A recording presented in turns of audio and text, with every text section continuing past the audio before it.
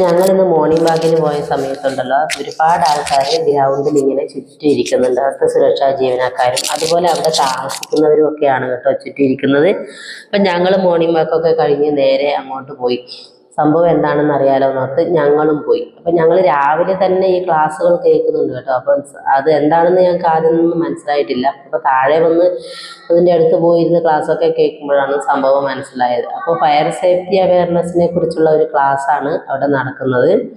ഇപ്പോൾ ഒരു ഫ്ലാറ്റ് സമുച്ചയത്തിൽ പെട്ടെന്ന് തീ വരികയാണെങ്കിൽ അത് എങ്ങനെ കെടുത്താം എന്നുള്ളത് അവിടുത്തെ സുരക്ഷാ ജീവനക്കാർക്കും അതുപോലെ ക്ലീനിങ് ജീവനക്കാർക്കും ഒക്കെ പരിചയപ്പെടുത്തി കൊടുക്കുകയാണ്. അതുപോലെ തന്നെയാണ് അവിടെ താമസിക്കുന്നവരെയും വിളിച്ച് അത് എങ്ങനെ കെടുത്താം എന്നുള്ളത് അവർ പറഞ്ഞു കൊടുക്കുന്നുണ്ട്, അവരെ കൊണ്ട് ചെയ്യിക്കുന്നുമുണ്ട് കേട്ടോ.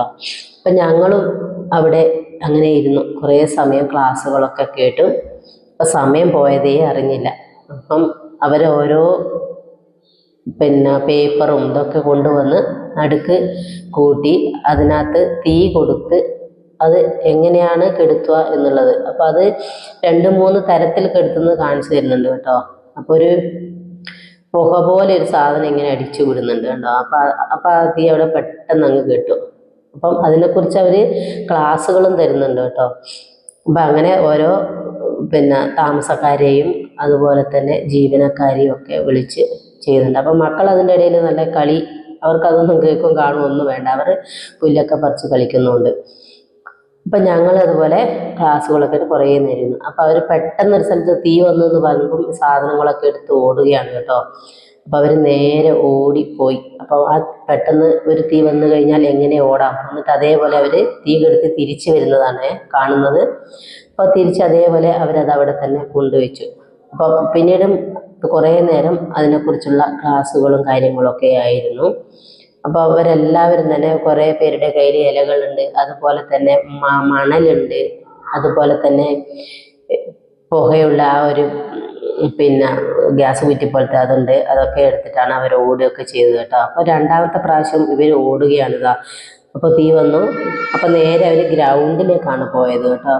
അപ്പം അവിടെയാണ് ഞാനും പോയി നേരെ പുറകെ തന്നെ. ഇവർ സംഭവം ആദ്യം പോയപ്പോൾ ഓടിയില്ല, അപ്പോൾ രണ്ടാമത് പോയപ്പോൾ ഞാനും പോയി പുറകെ തന്നെ. അപ്പോൾ അവർ ഗ്രൗണ്ടിൻ്റെ നടുക്ക് തീ കൂട്ടുകയാണ്.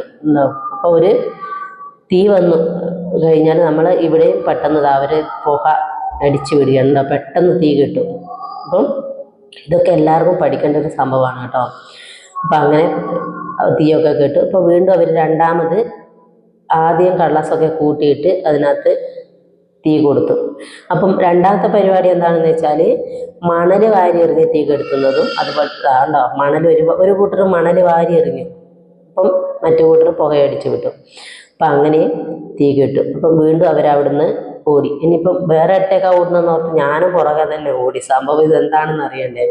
അപ്പോൾ പിന്നീട് ഇത് അവർ വെള്ളം ചീറ്റുന്നതാണ് കാണിക്കാൻ പോകുന്നത്. അപ്പം കണ്ടോ, അവർ ഈ വെള്ളം പൈപ്പ് വെച്ച് പെട്ടെന്ന് വെള്ളം കൊണ്ട് എങ്ങനെ തീ കെടുത്താന്നുള്ളതാണ്. അപ്പോൾ ആ വെള്ളം ഉണ്ടല്ലോ, ചീറ്റുന്ന ആള്, ആ പൈപ്പ് പിടിക്കുന്ന ആളെ 2-3 ആള് മുറുക്ക പിടിക്കുന്നുണ്ട്. അപ്പോൾ അത് അത്രയും ഫോഴ്സിലാണ് വരുന്നത്, അതാണ്. അപ്പോൾ അത് അതിൻ്റെ അറ്റം വരെ എത്തുന്നുണ്ട് ആ വെള്ളം ഫ്ലാറ്റിൻ്റെ.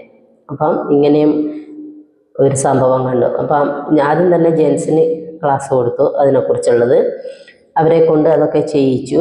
പിന്നീട് ലേഡീസിനെ വിളിപ്പിക്കുന്നുണ്ട് അവർ.